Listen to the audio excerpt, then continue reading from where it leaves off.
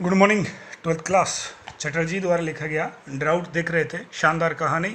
गफूर की बेटी अमीना, तारक रत्न, जमींदार और अकाल, और गफूर की मार्मिक आर्थिक स्थिति।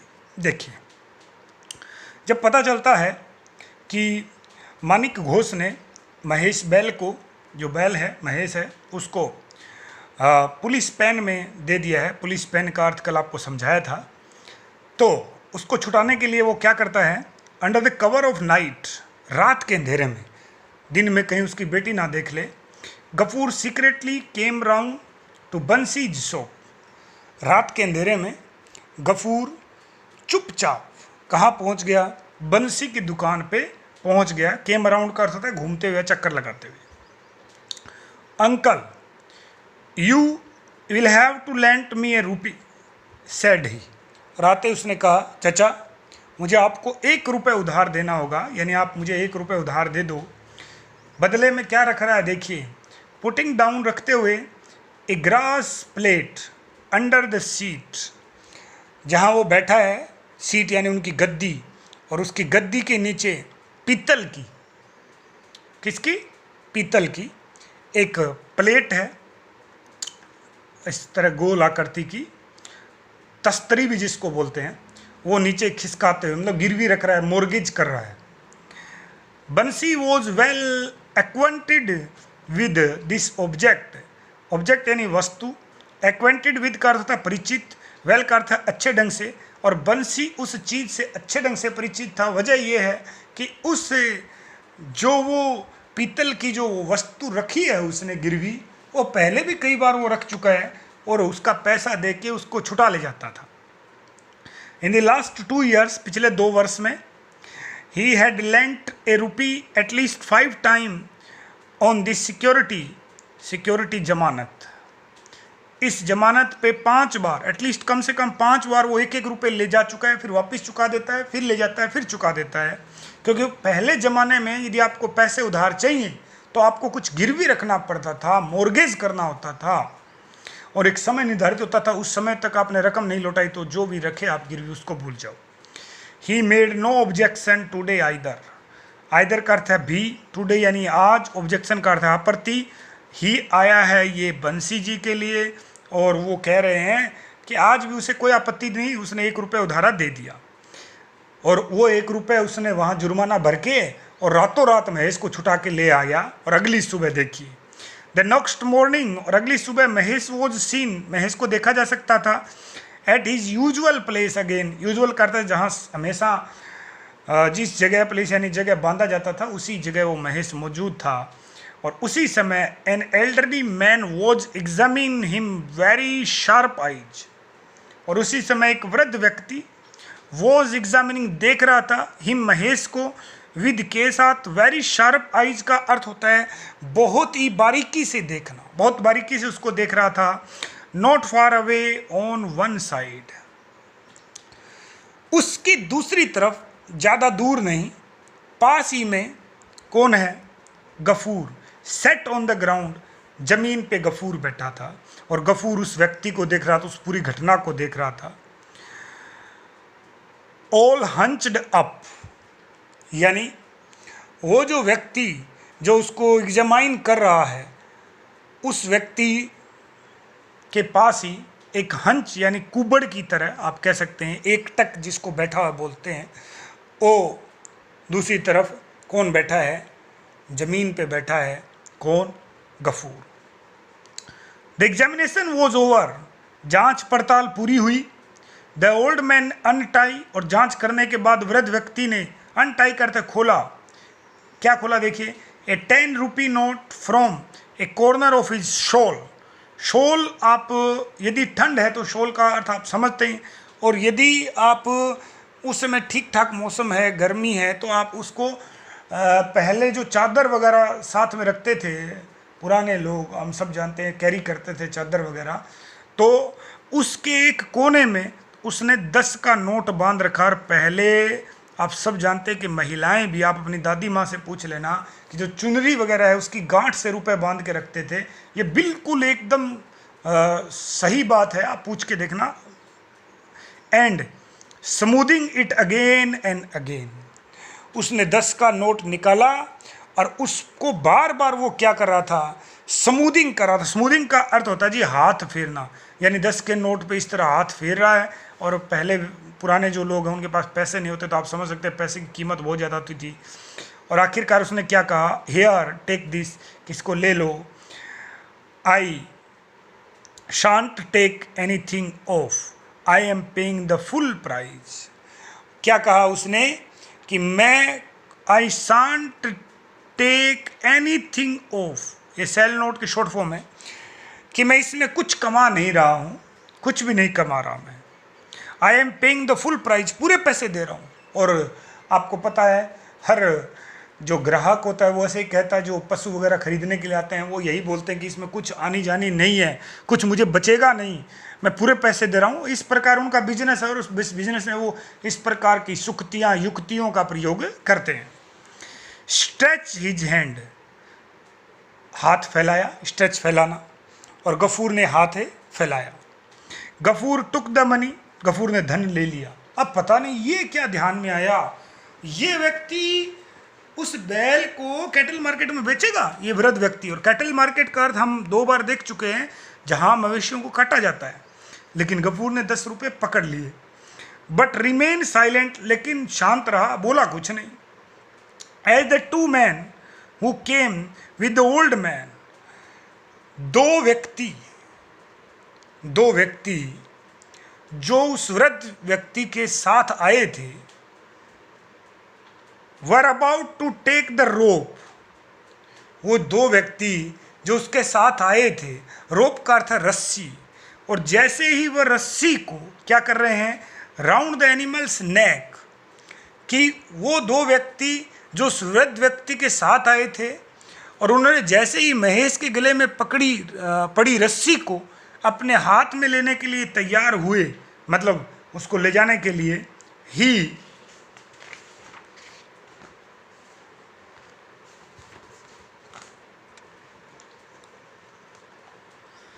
सडनली स्टूड, अचानक गफूर खड़ा हो गया। बोल्ड अपराइट, बोल्ड अपराइट का मतलब होता है एकदम सीधा खड़ा हो जाना, आश्चर्य के साथ, सबको चौंकाते हुए। क्या बोला देखिए, डोंट टच दैट रोप, कि उस रस्सी को छूना मत, रोप रस्सी टच छूना मत। आई टेल यू, मैं तुमको बता देता हूँ, बी केयरफुल, आगाह कर देता हूँ। आई वॉर्न यू, चेतावनी देता हूँ। ही क्राइड आउट हॉर्सली, और इसके साथ ही, जैसे उसने कहा उसके साथ ही वह, हौसली का अर्थ होता है कर्कश ध्वनि, रूखेपन के साथ बोलना, यानी अचानक उसने ये बात कही। दे वर टेकन बैक, बेचारे इतना सुनते पीछे हट गए। भी उन्होंने सोचे क्या हो गया अचानक इस वृद्ध व्यक्ति को, तो वो बेचारे पीछे, भाई स्वाभाविक बात है, मालिक जब कह रहा है तो पीछे हो गए। वाई, क्यों, ask the old man in surprise, वृद्ध व्यक्ति ने आश्चर्य के साथ पूछा कि क्या हो गया भाई। There is no why to it, इसमें कोई कारण नहीं है, मतलब कोई किंतु परंतु नहीं है। आप इस वाई का अर्थ यहाँ किंतु परंतु निकाल सकते हैं, इसमें कोई किंतु परंतु नहीं। हिज माई प्रॉपर्टी, महेश मेरी संपत्ति है, ही महेश के लिए आया है। आई सेल नोट सेल हिम, मैं इसको नहीं बेचूंगा। इट इज़ माई प्लेजर, मेरी मर्जी, मेरी खुशी। ही आंसवर्ड, उसने उत्तर दिया। In the same tone, tone का अर्थ है लहजा, उसी लहजे से। And through the note away, और नोट को फेंक दिया। मानी कह सकते हैं एक क्षण के लिए उसने अपना जमीर डिगा रहा था वो, लेकिन फिर नहीं। But you accepted the deposit yesterday, लेकिन कल तो भाई तुमने डिपॉजिट, यानी जो कुछ खरीदने के लिए पहले जो देते हैं, जो पैसा जिसको जमानत या अमानत कहते हैं, कल तो आपने ले ली थी। All three said in chorus, यानी एक समूह से उन्होंने कहा कि भाई कल तो आपने पैसे पकड़ लिए थे, टेक दिस बैक, वापिस ले लो। ये आंसर उसने उत्तर दिया, flinging the 2 rupees across to them, 10 रुपये का कीमत लगाई गई थी, 2 रुपये एडवांस दिए गए थे, और वो 2 रुपये वापस फेंकते हुए, फिलिंग करते फेंकते हुए उसने कहा ये पकड़ो अपनी एडवांस, मुझे नहीं चाहिए, मैं नहीं बेच रहा। वो चले गए बेचारे। मानी महेश को वो काटने के लिए नहीं दे सकता। उसके बाद Gafur begged for rice water from the neighbours, और उसके बाद गफूर ने क्या किया, अपने जो पड़ोसी हैं उनसे चावल के पानी की भीख मांग के लाया कि मुझे चावल का पानी दे दो। एंड फेड महेश, और महेश जो है उसको खिलाया। Patting him on the head and horns, patting थपथपाना, उसके सर और जो सींग है उनको थपथपाया। ही विस्पर्ड, और धीरे से बोला। वेग का अर्थ होता है स्पष्ट, साउंड आवाज ऑफ एनडियरमेंट टू हिम, और धीरे से उसके कानों में प्रेम की स्पष्ट आवाज, एनडियरमेंट प्रेम, साउंड आवाज, प्रेम की स्पष्ट आवाज को जताया, जो महेश समझ सकता था। पशु भी प्यार की भाषा समझते हैं। It was about the middle of June, और अब जून के मध्य का समय आ गया, यानी आप कह सकते हैं 15 से 20 जून का समय। Nobody who has not looked an Indian summer, कोई भी व्यक्ति जिसने भारतीय गर्मी को ना देखा हो, इंडियन भारतीय समर यानी गर्मी, 15 जून के आसपास कैसी गर्मी गिरती है, ये जिसने ना देखी उसको क्या पता, वो ये महसूस नहीं कर पाएगा। Sky will realise how terrible, कि उस समय आसमान कितना भयंकर होता है, कितना भीषण रूप ले लेता है। How unrelenting the heat can be, देखिए कि उस समय जो गर्मी होती है ना वो अनरिलेंट होता है। देखिए अनरिलेंट का अर्थ होता है कठोर।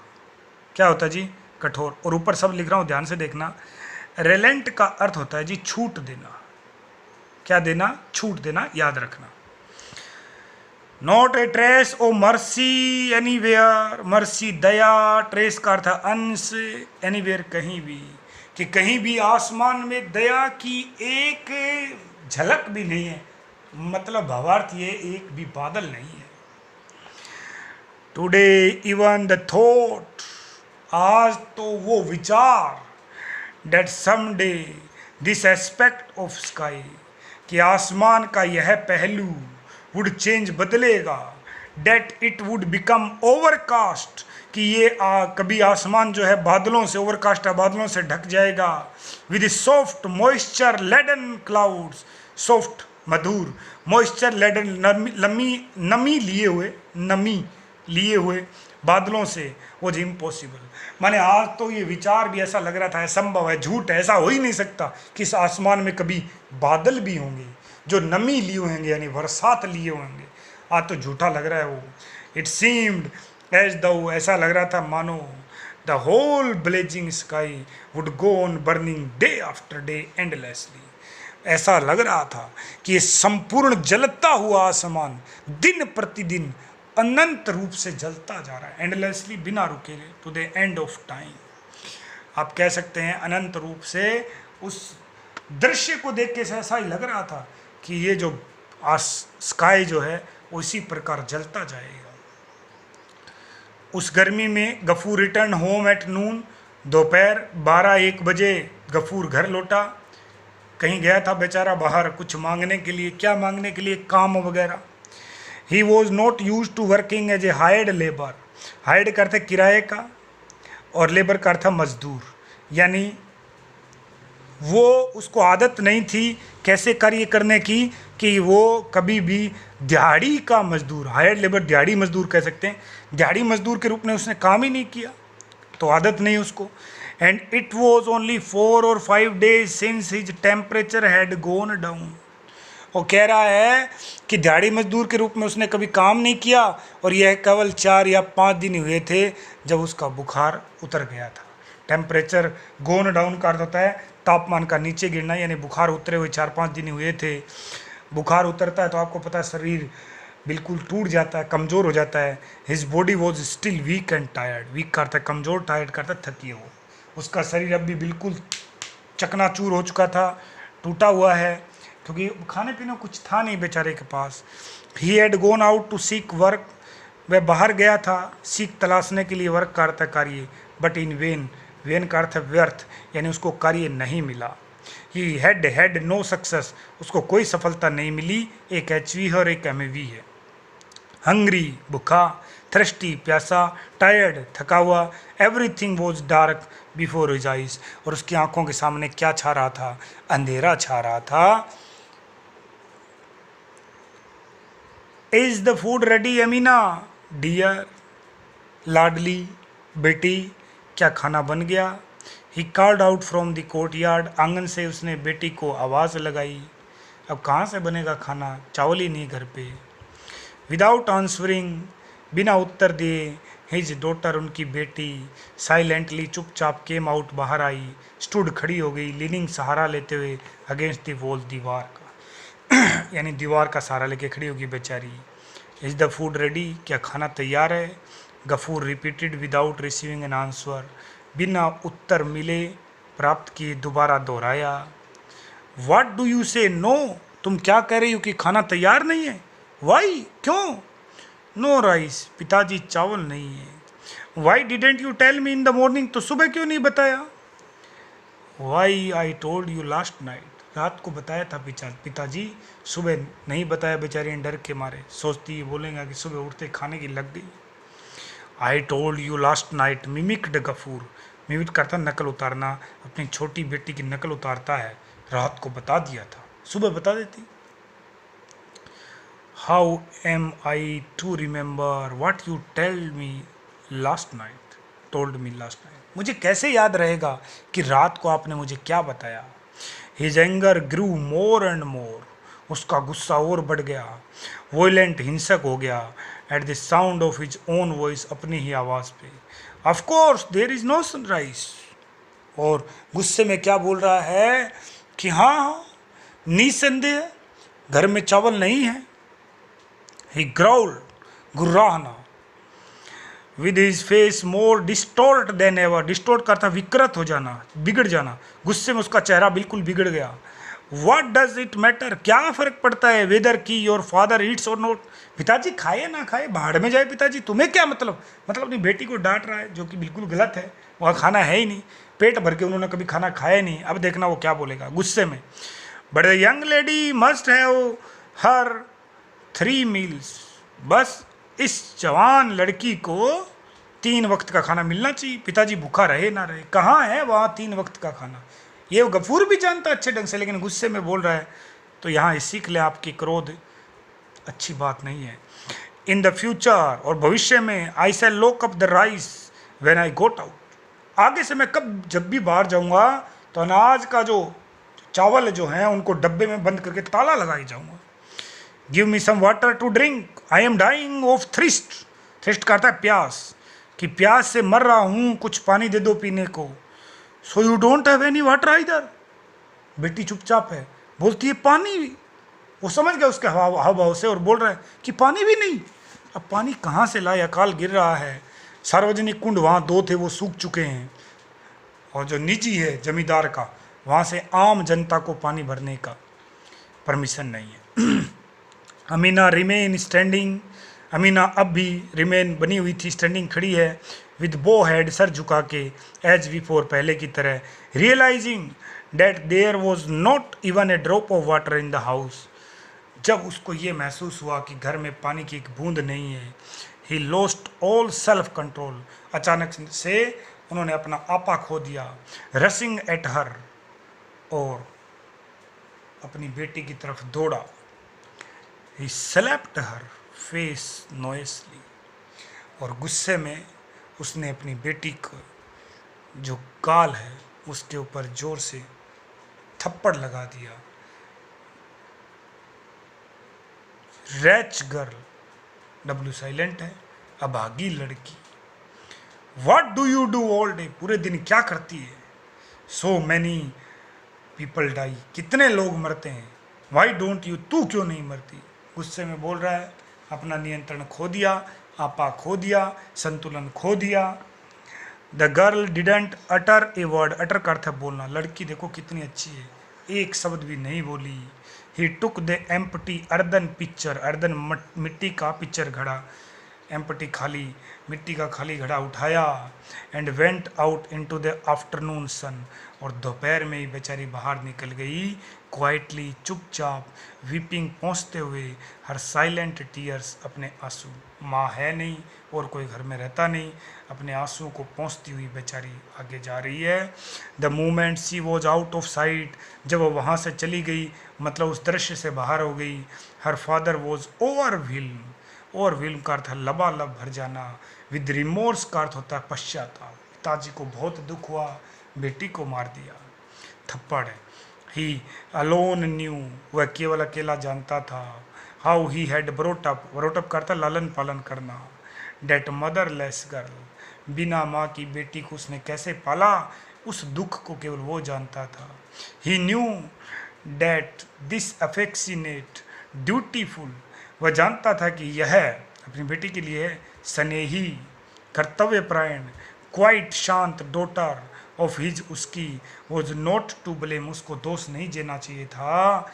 दे had never had enough to eat even while their little store of rice lasted, उनके पास चावल का थोड़ा सा भंडार था और हमेशा इतना ही रहता है, तो उन्होंने कभी पेट भर के खाया ही नहीं। मतलब उनके पास थोड़ा सा भंडार रहा तो पर्याप्त खाना उनके पास से था ही नहीं। It was impossible to eat 3 times a day, एक दिन में 3 बार खाना असंभव था, उसने ऐसे ही बोल दिया। नोर वॉज ही अनवेयर, वह अनभिज्ञ नहीं था। ऑफ द रीजन, उस कारण से। ऑफ द एब्सेंस, कमी ऑफ वाटर, पानी क्यों नहीं है वो ये भी जानता था। 2 of the 3 tanks, उस गांव में 3 तालाब हैं, उनमें से 2 इन द विलेज, गांव में, हैड ऑलरेडी ड्राइव्ड अप, पहले ही सूख चुके थे।